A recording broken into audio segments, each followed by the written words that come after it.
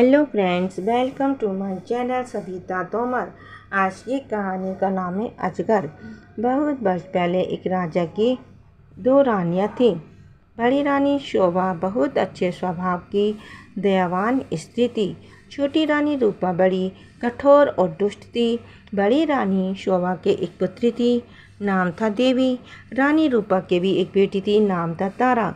रानी रूपा बड़ी चालाक और महत्वाकांक्षी स्त्री थी। वे चाहती कि राज्य की सत्ता उसके हाथ में रहे। राज्य भी उससे दबा हुआ था। रानी रूपा बड़ी रानी और उसकी बेटी से नफरत करती थी। एक दिन उसने राजा से कह दिया कि रानी शोभा और देवी को राजमहल से बाहर निकाल दिया जाए। राजा रानी रूपा की नाराज़गी से डरता था। उसे लगा कि उसे वही करना पड़ेगा जो रूपा चाहती है। उसने बड़ी रानी और उसकी बेटी को राजमहल के बाहर एक छोटे से घर में रहने के लिए भेज दिया। लेकिन रानी रूपा की घृणा इससे भी नहीं हटी। उसने देवी को आज्ञा दी कि वे प्रतिदिन राजा की गायों को जंगल में चराने के लिए ले जाया करे। रानी शोभा ये अच्छी तरह जानती थी कि यदि देवी गायों को चराने के लिए गई तो रानी रूपा उन्हें किसी और परेशानी में डाल देगी। इसलिए उसने अपनी लड़की से कहा कि वे रोज़ सुबह गायों को जंगल में चराने के लिए ले जाया करे और शाम के समय उन्हें वापस ले आया करे। देवी को अपनी माँ का कहना तो मानना ही था, इसलिए वे रोज़ सुबह गायों को जंगल में ले जाती। एक शाम जब वे जंगल से घर लौट रही थी तो उसे अपने पीछे एक धीमी सी आवाज़ सुनाई दी, देवी देवी, क्या तुम मुझसे विवाह करोगी? देवी डर गई। जितनी जल्दी हो सका उसने गायों को घर की ओर हाँका। दूसरे दिन भी जब वे घर लौट रही थी तो उसने वही आवाज़ पुनः सुनी। वही प्रश्न उससे फिर पूछा गया। रात को देवी ने अपनी माँ को उस आवाज़ के बारे में कहा। माँ सारी रात इस बात पर विचार करती रही। सुबह तक उसने निश्चय कर लिया कि क्या किया जाना चाहिए। सुनो बेटी, वे अपनी लड़की से बोली, मैं बता रही हूँ कि यदि आज शाम के समय भी तुम्हें वही आवाज़ सुनाई दे तो तुम्हें क्या करना होगा? बताइए माँ, देवी ने उत्तर दिया। तुम उस आवाज़ को उत्तर देना। रानी शोभा ने कहा, कल सुबह तुम मेरे घर आ जाओ, फिर मैं तुमसे विवाह कर लूँगी। लेकिन माँ, देवी बोली, हम उसे जानते तक नहीं। मेरी प्यारी देवी, माँ ने दुखी होकर कहा, जिस स्थिति में हम जीवित हैं उससे ज़्यादा बुरा और क्या हो सकता है। हमें इस प्रस्ताव को स्वीकार कर लेना चाहिए। ईश्वर हमारी सहायता करेगा। उस संध्या को जब देवी गायों को लेकर लौट रही थी उसे वही आवाज़ फिर सुनाई दी। आवाज़ कोमल और दुख भरी थी। देवी देवी, क्या तुम मुझसे विवाह करोगी? क्या तुम मुझसे विवाह करोगी? आवाज़ बोली। देवी रुक गई। उसने पीछे मुड़कर देखा लेकिन उसे कोई नहीं दिखाई दिया। वे हिचकिचाई। वे वहाँ से भाग जाना चाहती थी लेकिन फिर उसे माँ के शब्द याद आ गए। वे जल्दी से बोली, हाँ, यदि तुम कल सुबह मेरे घर आ जाओ तो मैं तुमसे विवाह कर लूँगी। तब वे बड़ी तेज़ी से गायों को हाँकती हुई घर चली गई। अगले दिन सुबह रानी शोभा जरा जल्दी उठ गई। उसने जाकर बाहर का दरवाज़ा खोला देखने के लिए कि कोई प्रतीक्षा तो नहीं कर रहा। वहाँ कोई भी न था। अचानक उसे एक धक्का सा लगा और वे स्तब्ध रह गई। एक बड़ा अजगर कुंडली मारे सीढ़ियों पर बैठा था। रानी शोभा सहायक ने चिल्लाई। देवी और नौकर भागे भागे आए कि क्या बात है। तभी एक आश्चर्यजनक बात हुई। अजगर बोला, नमस्कार। उसका स्वर बहुत विनम्र था। मुझे निमंत्रित किया गया था इसलिए मैं आया हूँ।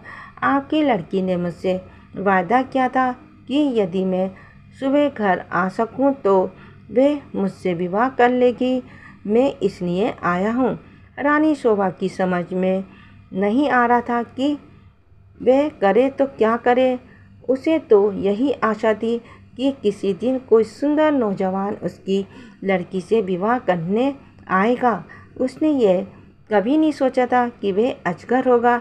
एक नौकर भागकर रानी रूपा के पास गया और उसने सारी घटना बता दी। रानी ये सुनकर प्रसन्न हुई। वे उसी समय अपने नौकरों के साथ रानी शोभा के घर गई। यदि राजकुमारी देवी ने किसी के साथ विवाह का वादा किया है, वे बोली, तो उसे अपना वादा अवश्य निभाना चाहिए। रानी होने के कारण ये देखना मेरा कर्तव्य है कि वे अपना वादा पूरा करे। उसी दिन विवाह हो गया।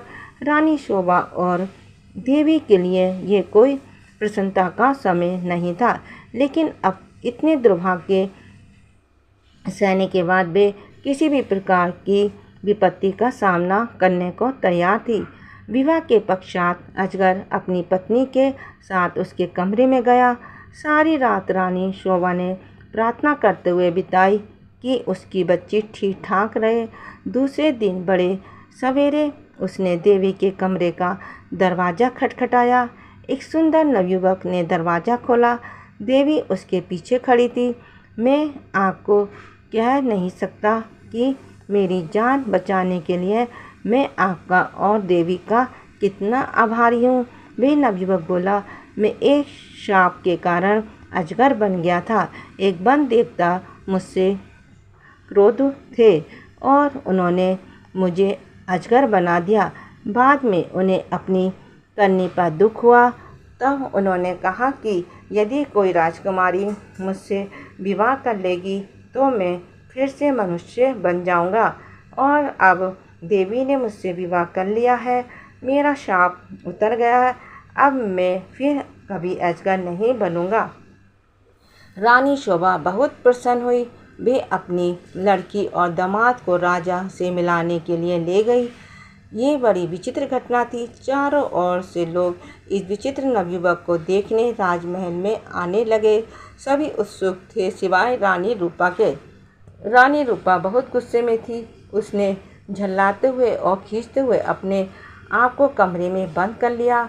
देवी का भाग्य उससे देखा नहीं जा रहा था। वे चाहती थी कि उसकी बेटी तारा भी ऐसी भाग्यशाली बने। आखिरकार उसे एक युक्ति सूझी। उसने अपनी लड़की को बुलाया। देवी का विवाह तो अब हो गया। वे बोली, इसके लिए गायों को जंगल में चराने के लिए तुम ले जाया करो। नहीं, तारा चीखकर बोली, इतने नौकर हैं तो फिर मैं क्यों गाय चराने जाऊं? ये मेरी आज्ञा है। रानी क्रोध होकर बोली, एक बात और भी सुनो, यदि जंगल में कोई तुमसे विवाह कर प्रस्ताव करे तो तत्काल कह देना कि तुम विवाह के लिए राजी हो। यदि वे अगले दिन सुबह हमारे घर आ जाए। तारा माँ की इस योजना से भयभीत हो गई। वे गायों को जंगल में नहीं ले जाना चाहती थी। वे खूब रोई, लेकिन रानी फिर भी नहीं पिघली। तारा को उसकी आज्ञा माननी पड़ी। तारा रोज़ सुबह गायों को जंगल में चराने के लिए ले जाती और फिर शाम के समय वापस ले आती। लेकिन उसने एक बार भी जंगल में किसी तरह की आवाज़ नहीं सुनी जो ये कह रही थी, क्या तुम मुझसे विवाह करोगी? फिर भी रानी निराश नहीं हुई। जंगल में कोई अजगर तो था नहीं जो तारा से विवाह का प्रस्ताव करता, इसलिए उसने खुद अजगर ढूंढने का निश्चय किया। उसने अपने नौकरों को एक अजगर लाने की आज्ञा दी। बहुत खोज करने पर काफ़ी दिनों पश्चात उन्हें एक बहुत बड़ा अजगर मिला। उसे पकड़कर वे राजमहल में ले आए। आखिरकार रानी का अभिप्राय पूरा हो गया और उसने तारा का विवाह इस अजगर से कर दिया। अब रानी को संतोष हुआ। विवाह की रात तारा तथा अजगर को एक कमरे में बंद कर दिया गया। रानी अधीरता से सुबह की प्रतीक्षा कर रही थी।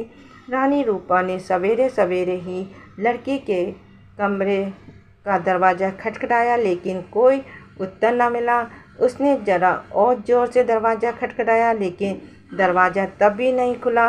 रानी से और प्रतीक्षा न की गई और उसने धक्का देकर दरवाज़ा खोल दिया। एक मोटा अजगर जमीन पर पड़ा हुआ था, लेकिन तारा का कहीं पता नहीं था। रानी चीख पड़ी। महल में सभी ने उसका चीखना सुना। राजा और नौकर भाग के आए कि क्या बात है, राजकुमारी कहाँ है? सब चिल्लाए। वह तो अजगर के पेट में होगी। रसोइया बोला, देखो वे कितना मोटा हो गया है। रानी अब बड़ी जोर जोर से रोने लगी। राजा भी रोने लगा। रसोइया अपना सबसे बड़ा चाकू ले आया। वे बोला, यदि वे अब तक जीवित हुई तो मैं राजकुमारी को बचाने की कोशिश करूँगा। उसने अजगर का पेट चीर डाला। तारा अच्छी भली जीवित थी। रसोइया ने उसे बाहर खींचा। वे चीख मारकर अपनी माँ की तरफ भागी। अजगर की मृत्यु हो गई और साथ में रानी रूपा की इस इच्छा की भी कि तारा का विवाह देवी की तरह ही किसी योग्य और संपन्न नवयुवक से हो। प्लीज़ मेरी कहानी को लाइक कीजिए, शेयर कीजिए, सब्सक्राइब कीजिए, कमेंट कीजिए। Thank you.